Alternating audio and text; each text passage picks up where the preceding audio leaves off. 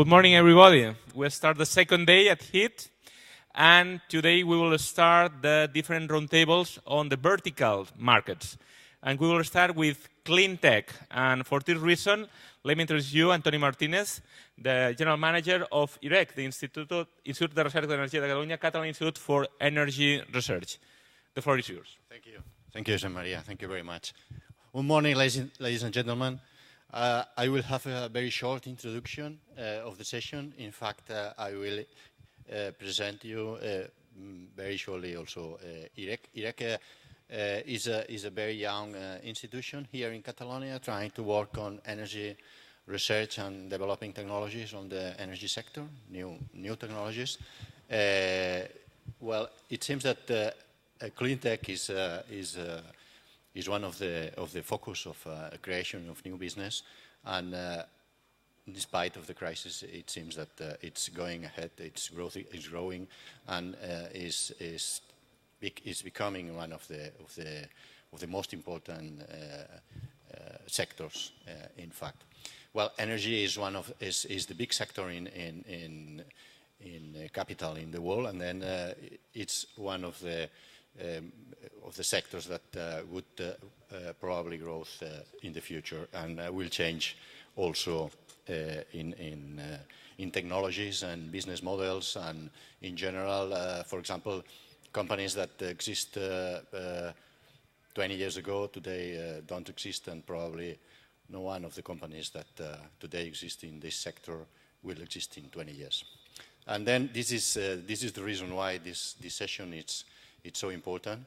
IREC, in fact, we are working on energy, but especially on energy efficiency, not only in renewable energies, but we are also working on that in offshore wind, for example, but we are very, very focused on energy efficiency. When I'm talking about that, I am talking about lighting, for example. We have an agreement, a strategic agreement with the California Lighting Technology Center in the University of California in Davis. And we are working also in smart grids, in energy storage and thermal energy for building, for example. Well, this is some of our activities, and our technologies are related, or our knowledge is related with materials, with power electronics and electricity. And IT, for example. These are the technologies that are changing the energy sector and the business in the energy sector. But, well, today we are not here to talk about the Catalonia Institute for Energy Research. We are talking about new opportunities, and we have a very, very good panel of people, of experts, and well, I think that they have to talk, not me. The first one is the first speaker today, or the first person in the panel, is Chris Vargas. He is founder of CleanTech Circle, a group of angel investors based in Los Altos, in California. Hello. Good morning, Chris. The second one is Bill Magil. He is managing director of TELESOFT, investing in IT and CleanTech, is professor of private equity in INSEAD in France. Hey. Third one is Scheman. Is partner of IBM Venture Capital Group. She is focused in Europe, based in Israel. His particular interest is in new business of IBM, especially in CleanTech. Hello.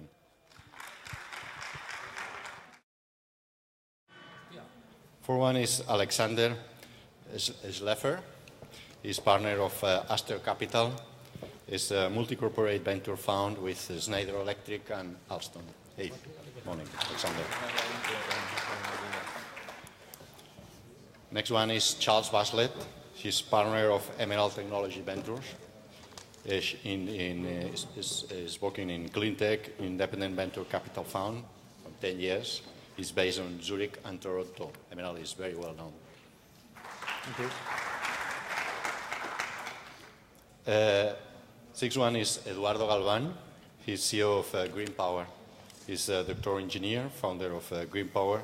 He has experience of 20 years in the energy and power electronics.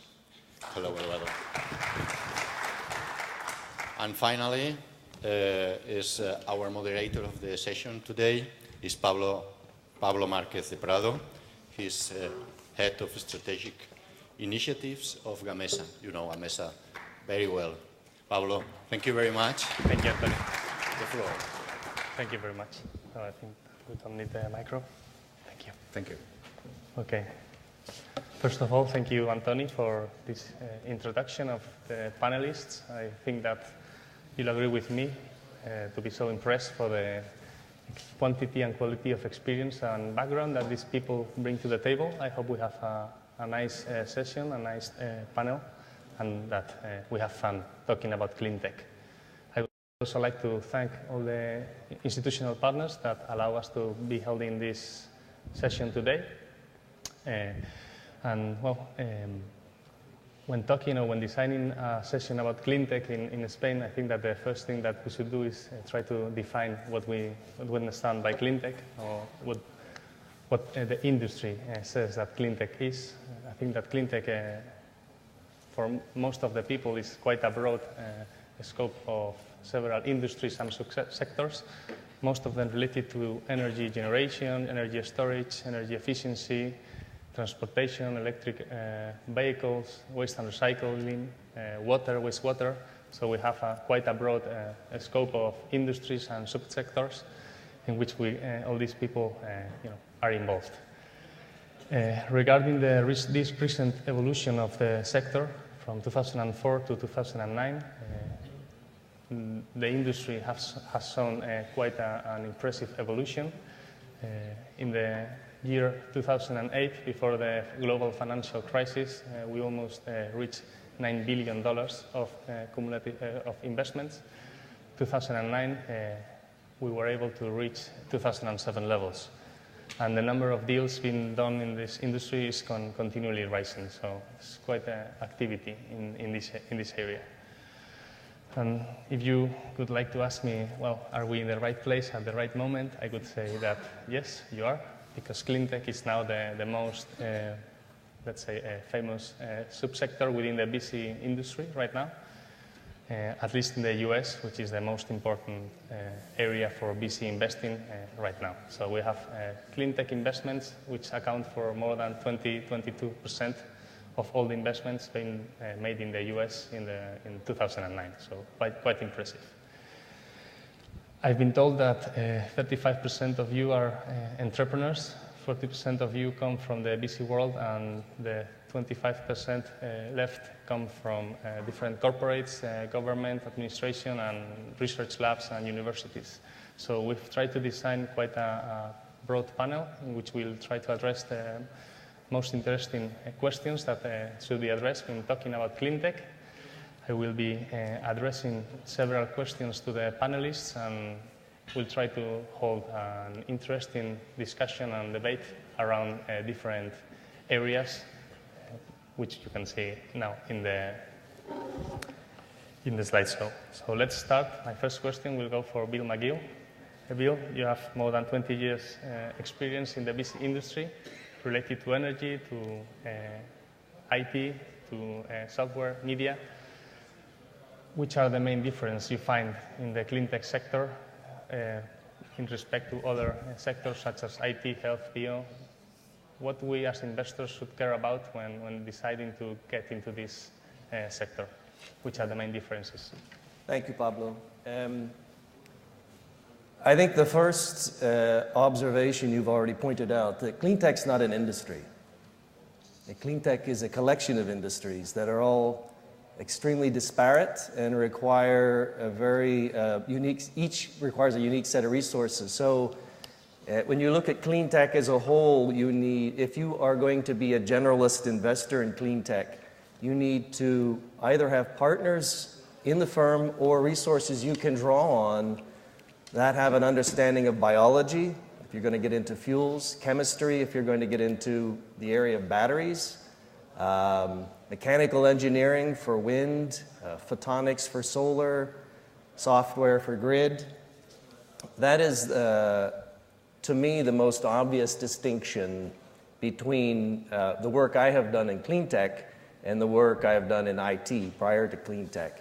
And following on that, there is no single theme that you can look at driving this collection of industries. So IT was pretty and remains relatively simple. We know what's driving the current revolution in communications. It's broadband, in particular broadband mobility. In CleanTech, it can be a host of drivers. You could have secure smart cards driving the industry for batteries, for example. You need a battery that is a certain size and a certain charge density. That's very different than the driver for solar. So you need, it gets back to this point where you need a collection of people within your firm, either working full-time as partners or somehow affiliated with your firm as venture partners or associates who can really buttress your effort to invest wisely in this space. It is not simple. That is one distinction that I see. These sectors tend to be very capital intensive and time intensive, more so than what we see in a lot of other industries that venture capital pursues today. It reminds me of the dynamic that we saw around the late 90s, around 2000 with the emergence of optical networking. Here was this rapid expansion of a bubble in demand for technologies that could be installed in the public network. And these technologies, they were all optical technologies, required a lot of money to develop and a lot of time, which could not be overcome with however much money you had available. And in the clean tech world, we're seeing some of that same dynamic. Solar and biofuels, in other areas, it just takes a lot of money and a lot of time to develop these technologies effectively. And then the third area that I would point out is that the government is critical, and understanding government programs and capital availability through various government programs is really critical. In the States alone, you have $100 billion targeted towards clean tech development out of the roughly $780 billion recent budget, for promoting economic growth, the stimulus package, as we call it. So how you tap into that as an entrepreneur is something that you need to understand deeply, and your investors should be helping you with that. Many funds now have consultants living in Washington, D.C., just working that angle all the time. I'll leave it at that. Okay, I don't know if any would like to comment on that. I'd like to add to that. That was a good answer, Bill. But there's one other difference that I see in clean tech every day. It reminds me that IT is fundamentally about bringing new solutions to the market, new ways of doing something. Twitter, a new drug that comes out to save your life, a new mobile application. Clean tech is generally about changing existing human habits. What kind of car we drive, what kind of gas we use, what kind of light bulb we might install in our homes, and what sort of thermostats we may or may not use in our homes. And your human habits are hard to change. So you may have the best clean tech idea, and it's going to work great, but you've got to convince that end user to change the way they run their life. Driving an electric car is a great example. I've been driving one for 8 years. It's the best car on the planet. But it requires a different way of thinking about driving. You have a maximum distance you can go. You've got to know where charging stations are. You've got to plan your route a little more carefully. And that's hard to change human habits. So I think one of the differences about clean tech is you're changing an existing habit, consuming an old product in a new way, and you've got to convince people to adopt and change the way they live their lives. And that, I think, is what slows down the exits and the profitability of many of the clean tech companies today.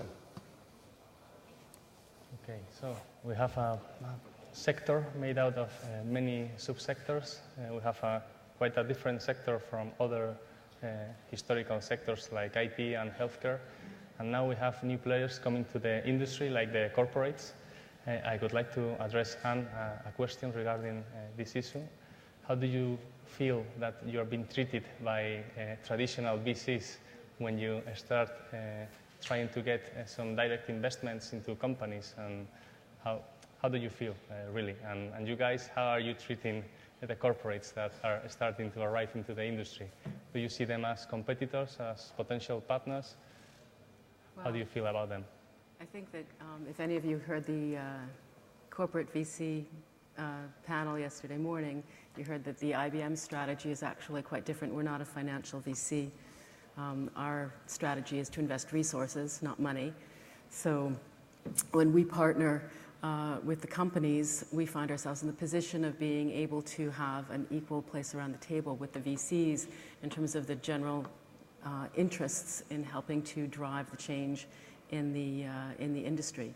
So when we work together with the VC community in order to help identify the companies which are going to help drive value for IBM's customers and make the changes and drive the areas of growth that we see are important for the industry. And just as you just mentioned, CleanTech is a plethora of industries, actually, and one of the things that we find is it's very important for us to be rather ruthless about what are the areas that are going to be of interest to our customers. So, for instance, utilities, and when you look at the industry, energy industry, and the water industry, and you look at municipalities, and these are customers that IBM has a very strong focus on, we can work together with the VCs to help find the startups that are going to be able to provide the innovative solutions to help change the habits that you mentioned earlier. I tend to think that you're right about the change of the habits of the consumer, but not less important is the fact that the industry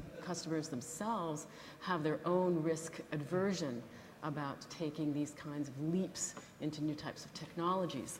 So we need to work together in order to help the customers understand where are the easy steps to take in the march towards clean tech and how to implement the solutions so that when they're expanding their grid, for instance, into smart grids, and they need to find ways to incorporate a lot of alternative energy sources into the grid. This takes a tremendous amount of IT, actually, to manage this. So there are areas that that IBM finds a tremendous amount of business opportunity together with this whole community, and I think that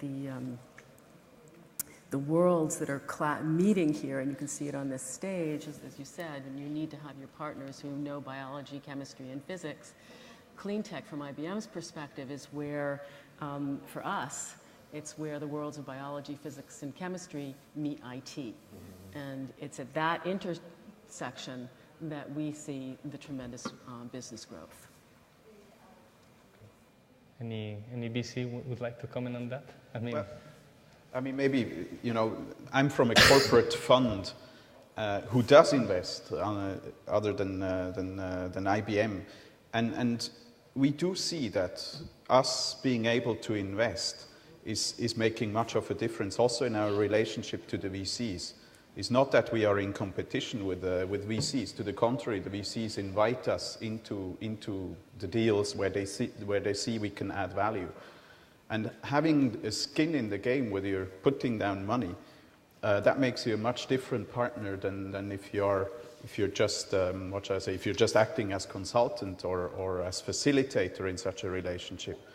It makes us also more credible, but on the other hand, of course, then our co-investors expect us to deliver the synergies we're talking about, which puts us also more under pressure. But we think this alignment of interest and having, investing into startups, that is not just creating value for Alstom or for the LPs in our fund, but is also creating a lot of value for the startup itself.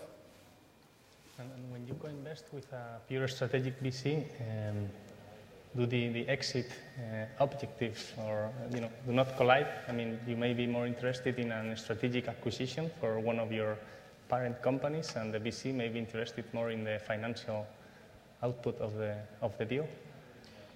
I mean, our fund is a purely financial fund, so it's not a strategic fund. However, if at the late stage of the investment, one of our corporate investors is interested to acquire one of our portfolio companies, then he can make a bid. But we are never investing on our own. We are always syndicating the deals, so there are lots of other shareholders in those deals as well. And obviously, I mean, it's not up to our fund to decide at which price and at what terms we sell those portfolio companies. We also have, as a team, we have an incentive to maximize the profitability of the fund. So the focus is primarily financial. If there is an opportunity to exit to one of our LPs, fine. But I mean, that's not the focus of the fund. Okay, thank you. Okay, so we have a broad sector. We have new players coming into the industry. We have now the financial crisis, and we have Charles from Emerald, who since year 2000, you're active in the CleanTech spectrum. You have been doing fundraising for quite a while right now.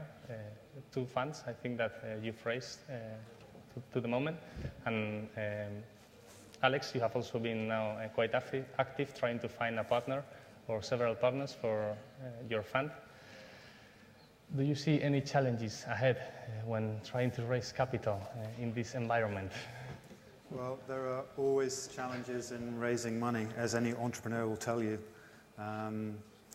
This is a necessary part of our business. So clearly, anybody who's raised money, anybody who's gone to their board to ask for an investment decision will know that there's no such thing as easy money. And it's got a lot harder over the last couple of years. We're an independent VC fund operating out of Zurich and Toronto. And we're basically 20 people with computers and phones. And we have to raise money by adding value to our investors, financial value to our financial investors, strategic and financial value to our strategic investors. And I'm not up here to whinge about that. It's just something that we have to do. It's something that entrepreneurs have to do. And it's never easy, and it takes a lot of time. We sell ourselves on having a track record. 10 years of investing in the CleanTech space. We have sector specialists, as was mentioned earlier, looking at water, materials, and the energy side. We think it's an attractive marketplace, as you showed on your slides, Pablo. There's plenty of interest in investing in the space. There's plenty of people, corporates, who are looking to buy interesting industrial technologies at fairly high valuations. We also have a specific corporate program for strategic investors. About 1/3 of the money that we get comes from these strategic investors. They're very demanding. They don't tend to put a lot of money into the fund, but as a total group, it's about 1/3. But they want a lot of interaction. They want to know exactly what's happening on in the marketplace in terms of new business models, new technologies, different trends in different markets, etc. And they also want to see that the team is financially rewarded as they are. So in other words, when there's success, that success is shared throughout the whole team at Emerald. But that alignment of interests is very interesting. And then I'd like to make 1 or 2 comments on maybe the European scene.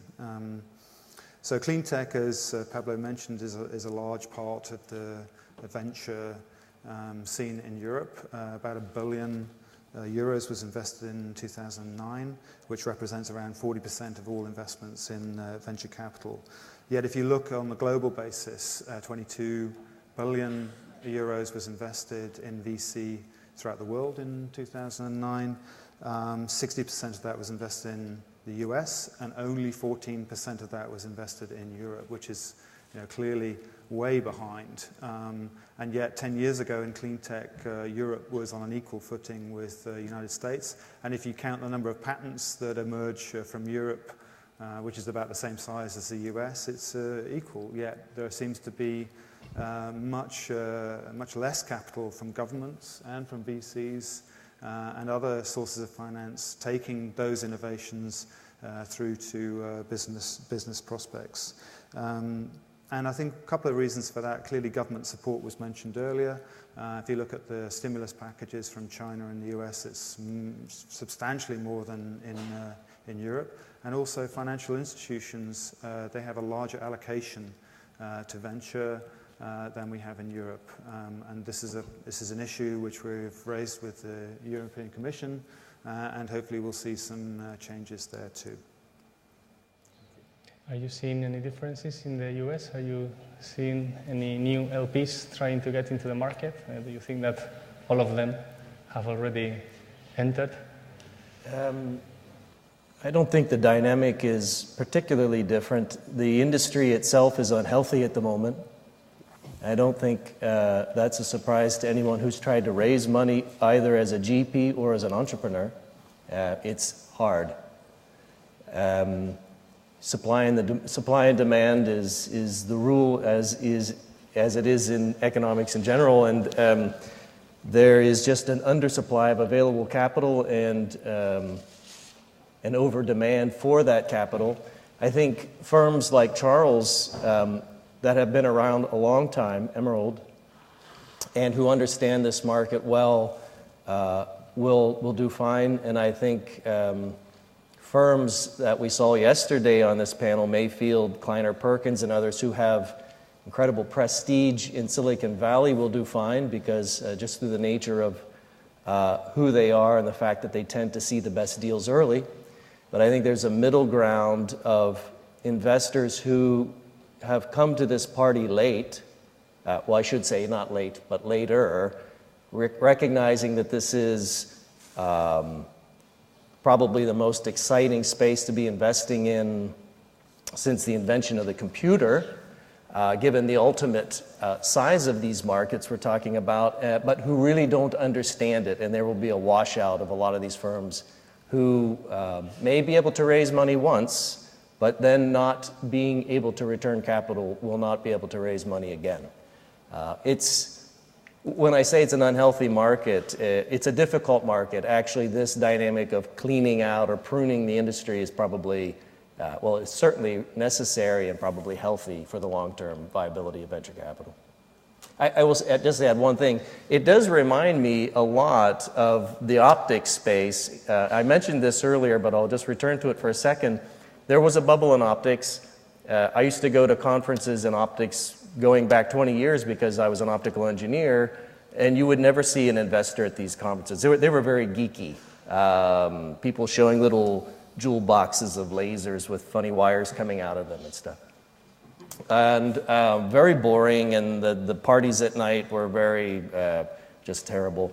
And then the late 90s, it completely changed. And these conferences like the Optical Fiber Conference and Supercom in the States, ECOC here in Europe, just became overrun, and dancing girls and incredible James Brown playing at night at the Hard Rock Cafe in Paris and things like that. And in CleanTech, we've seen a similar dynamic. There's a group called the CleanTech Group. The first CleanTech investment conference I went to was in 2003 in San Francisco. They put it on. Nobody was there. You didn't see hardly any venture capitalists. It was engineers from the solar space, wind, etc., giving really poor business plan presentations. And 4 years later, it's just overrun with bankers and investors trying to capture somehow their share of this now apparent bubble. And I think what we saw in optics was a washing out of a lot of people who in the end just didn't understand it. And you're going to see that in this space as well. Thank you. So we now have the money from the LPs. Now we have to decide where to invest. I would like to address Chris, because I think that you founded a company it's related to entrepreneurs and early seed and early stage investments. How do you think that this market is going to evolve? Are we going to still continue seeing some early stage and seed investments? Are we going to see just follow-on investments? Is there going to be a period of consolidation in the industry in which the fittest will survive, and then we'll have to see again in which type of companies to invest in? Sure, I'll address that question, but I want to quickly go back to two questions ago on the channel strategy. I'm sorry, with the corporate strategy. If I was an entrepreneur today with a clean tech company, it's amazingly great that companies like IBM and Aster are here and offer these corporate programs. And if you think about what you need as a clean tech startup, you need credibility, you need a channel. Clean tech fundamentally requires a channel because it's about scale, getting something out to millions of consumers. And a lot of startups forget the point about what's my channel strategy. So to be able to partner with an IBM, and I've met the folks over in San Mateo, your counterparts, they've got a great energy center with this office space and lots of smart people who know what's going on and can introduce you to potential customers, potential partners. I think it's a great way to get to the market, is through partnering with a corporate investor. And you may not even need their capital. I think that it's great that they're here and they can get you into the clean tech ecosystem much, much faster. So that's one piece of advice I'd offer if you're a startup. Now, if you're also looking for angel capital, it's generally available. I think there's a lot of excitement around clean tech investing. I think the angel groups that I work with, everybody loves when a passionate clean tech founder comes in with, a passion, emotion, and they're going to change the world. I mean, who can't like that? So capital is generally available from the angel stage. But my concern is that angel stage, and I've been an angel investor for 6 years, and angel stage investing, it stinks. It's really a bad economic model, because what you do is you take the most risk and you get the least return at the end of the exit. And what I'm seeing today is that even though you may get a first seed round from families, friends, and angel groups, it's very difficult to get that follow-on round. And I keep asking myself why. Why aren't the VCs jumping in at the A stage in the clean tech sector? And I think there's a lot of reasons for that. I mean, first of all, as I mentioned earlier, the rate of adoption is slow for clean tech products. You may have a great new light bulb. Do you remember LEDs, how long they've been on the market? Or CFLs, how long they've been on the market? It takes years to get the market to switch over to these new technologies. And VCs need to see returns within 5 to 10 years. That's a problem. Number two is there's regulatory risk.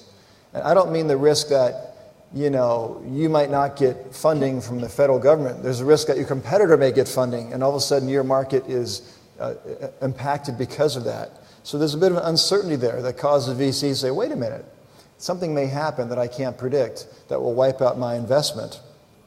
The technology can often take a long time to get to market. Some of these developments in thin film solar, biofuels, battery technologies take years to get to a marketable stage and a mass market size. And again, I think that concerns a VC as well. And finally, the business models are generally unproven.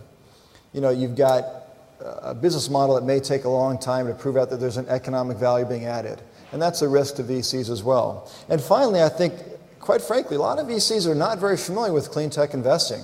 We've been living for the last 20 years having amazing exits in IT and software and Web 2.0. There's a big party going on over there, people making lots of money.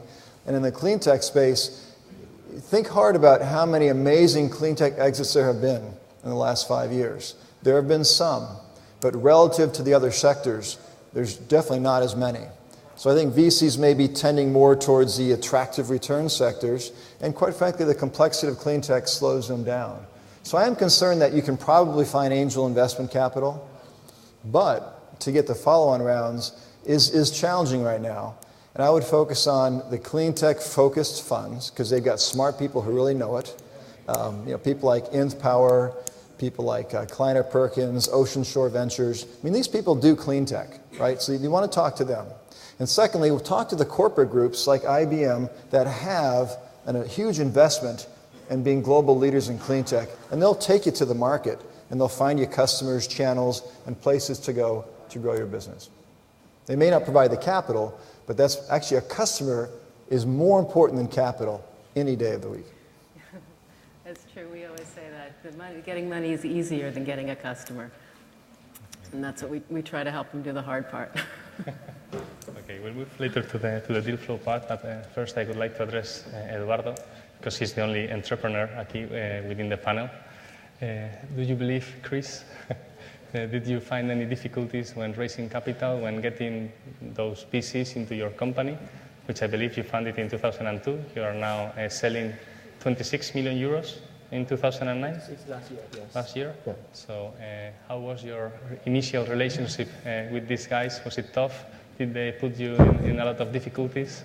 And whenever you need money again, will you get back to these corporates or to these strategic and financial VCs?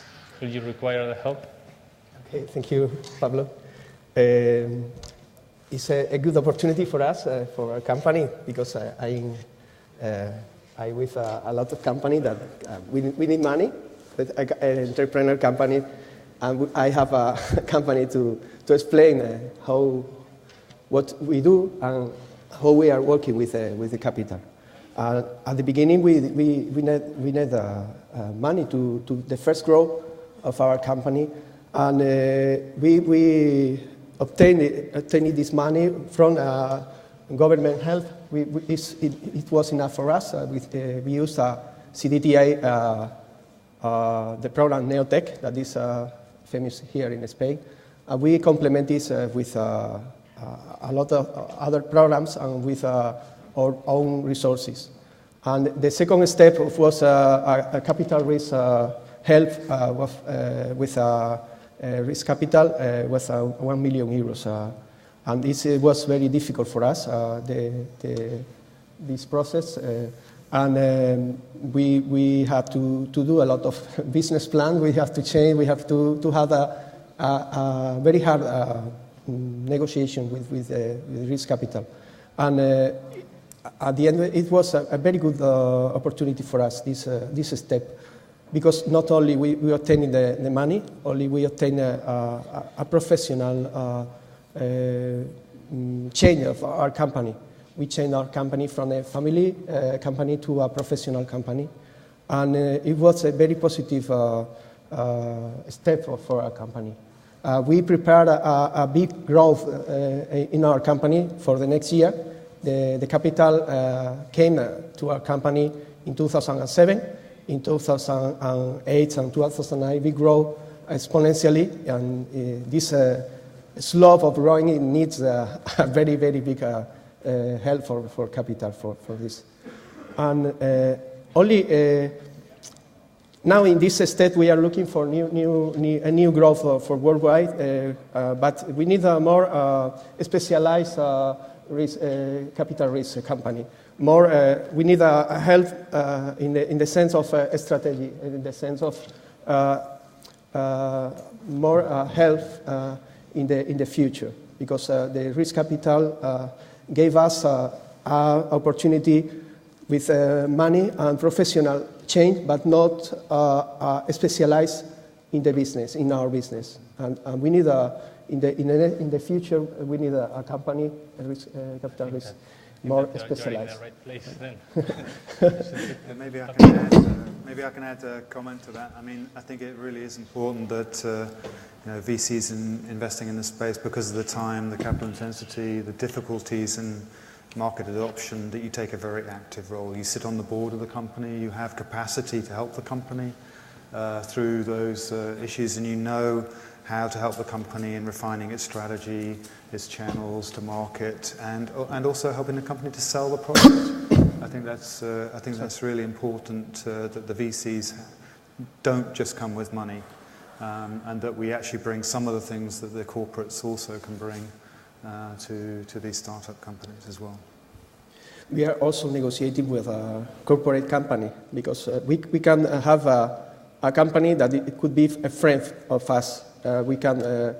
We have technology, and we can put this technology with a company, a big company, that they need it. And we can grow a new company, and we can be a friend, mainly. Could be a good solution for the future for us. Okay. I would like now to address the issue of deal flow. Alex, I believe that your company receives more than 1,300 business plans every year related to CleanTech. What I would like to know is, apart from the traditional elements that all VC wants to find in a business plan, like outstanding team and proprietary solution, huge market to serve. What other elements, specifically in CleanTech, do you look for when receiving a business plan and deciding to invest? Because at the end, the percentage of business proposals that get funds are tiny. I think we're looking primarily for where can we add most value to and create the biggest business opportunities for the companies in which we invest. So we scrutinize the deals, as you said, I mean, with the traditional criteria. And in addition, we look at how can we leverage the market presence, the innovation capabilities of our LPs, of the Alstom Group and of Schneider, to the benefit of this specific company or of this specific deal. And when we see that there is really a big opportunity for creating this value, that's then when we seriously look at an investment. How do we create value? I mean, I'm talking constantly about value creation. I think there are three principal ways for a corporate to create value and business opportunities for a startup. One is obviously a joint development, joint research. So you have a startup has a technology and you develop an application, a different application, specifically interesting for Alstom or for Schneider. So that may be, a niche business for Alstom, but it's a very interesting market ultimately for the startup. The second opportunity, the second possibility is where you jointly go to market. So a startup has a great product that really fits well with the product portfolio or into a solution that, for example, the Schneider Group is providing to the solar industry. So we can integrate this product and sell and distribute the product on behalf of the startup to our end customers. And the third way is actually where a startup can become a customer of Alstom or of Schneider. I mean, for example, on high-speed trains, there is more and more the desire to provide internet services on those high-speed trains. And we are discussing with certain startups partnerships now to integrate them as service provider on the high-speed train and directly integrate their hardware into the trains and bring them to market together. So those are the business models, how we try to create value, and we're looking for such opportunities when we review the deals that come across our table. Any input from a VC, not a corporate VC? I would just say that I promote the idea of any of the companies that I work with taking corporate money these days because for two reasons. One, any money is hard to come by now. It's just a challenge to raise money. So corporate money is as good as anybody's. Secondly, and more importantly, however, an exit is incredibly attractive at this point in time. And bringing a corporate like IBM or Alstom into your family, so to speak, as an investor is one very good way of getting them to buy the company in the end. So I have no challenges with having the corporate investor in the companies that I work with. You can do things in a term sheet to ensure that there's a certain distance between strategic decisions if there's any problem with that. But I think it's a good thing. Chris, any tips to entrepreneurs? Sure, I several tips. If you're an entrepreneur and you're going to try to raise capital, I wrote down sort of what the 5 biggest mistakes I see when people pitch. And I see a lot of pitches. I tend to see the really early pitches before they polish and present to a VC. They come to the angels first and sort of practice it out. But there are 5 things that I consistently see in a pitch that need to be worked on. Number one is, have you ever seen those movies where you ask somebody a question and they freeze because they have no clue what to say? Well, I have my freeze question, which freezes entrepreneurs, and it's almost comical to watch because they'll walk in and they'll start talking about the product and the market and the customers and all the money they're going to make. And then I say, well, wait a minute, just tell me the problem you're solving. And they sort of stop and they think and they tell me about their product. And I say, no, no, not the product. Tell me the problem you're solving. And it's a really thoughtful question, because if you're not solving a problem, you shouldn't be starting a company. And I like to see entrepreneurs spend half of the time with me just telling a story about the problems in the marketplace that they're going to solve. No slides, just real world experience. You know, I've been there, I've seen this, it's terrible, this is what happens. When you do that, when you know the problem, you've got so much credibility before you even make your pitch in front of an investor. So understand the problem that exists, tell some stories, show that you know, you've got the credibility to understand what the market needs before you even talk about the solution. That's number one. Number two is sort of the value proposition. It's amazing how many people miss the value proposition. Why is this valuable to your customer? Run through the economics of how they benefit by deploying your cool technology. And number two, run through the value proposition to your company, how you're going to make great profits by doing this, solving this problem. And perhaps the most overlooked thing is the channel. How is your channel going to make money? People often totally forget that they've got to sell through a channel, and that channel's got to make margins too. Are you structured to allow yourself, your channel, and your customer to be profitable? So walk through that.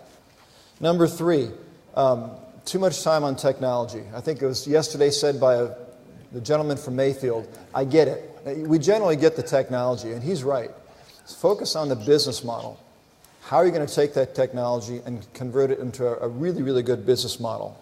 I'll give you a good example. We had a company that came in on how to conserve natural gas for hotels. They had a little technology that would allow you to reduce your hot water when your hotel room's not being used. It was a great idea.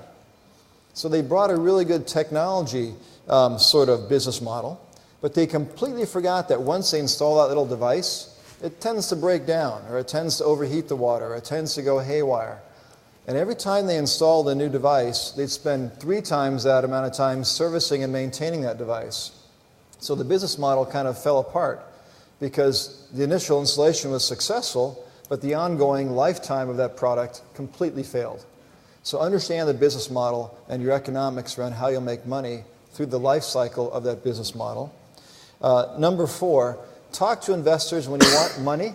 I would encourage you not to talk about how much time you need to stay alive. Like, I need $3 million to last me through next year. Talk about how many milestones you'll accomplish for $3 million.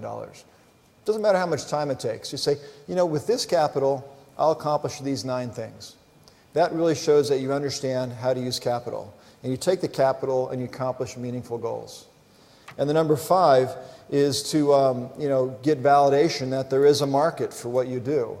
It's amazing how many startups believe the analysts, they believe the VCs, they believe the newspapers, and people say there's a market for this, and they believe there's a market. That doesn't matter.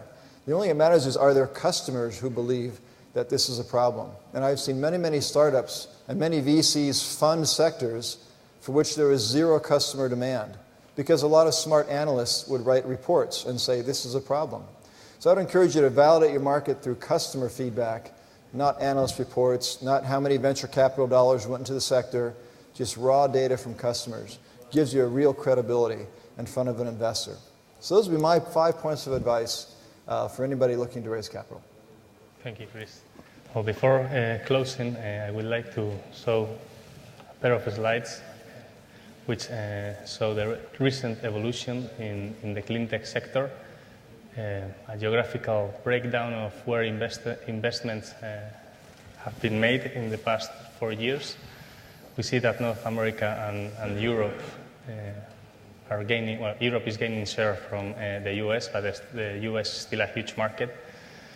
And we see that China and India are lagging behind, but I continually get a lot of information from these areas saying that, oh, they are investing a lot of money, their companies are huge, they are developing proprietary solutions for addressing CleanTech-related problems, but well, figures speak for themselves. And I would also like to show this picture, which is quarterly investments by technology. We see solar, we see transportation, now we see energy efficiency and smart grid moving up. What I would like to ask you, and we only have 4 minutes for these 2 questions, is do you really see the Chinese and the Indian people like a threat to European companies, PC companies, or do you see them going into the US to make investments in American companies? And in which sectors do you believe that the CleanTech space will develop in the next few years? Those 2 questions to everyone. Okay, can I start? I mean, I think previously we were certainly looking at companies who manufactured components or systems in China and India.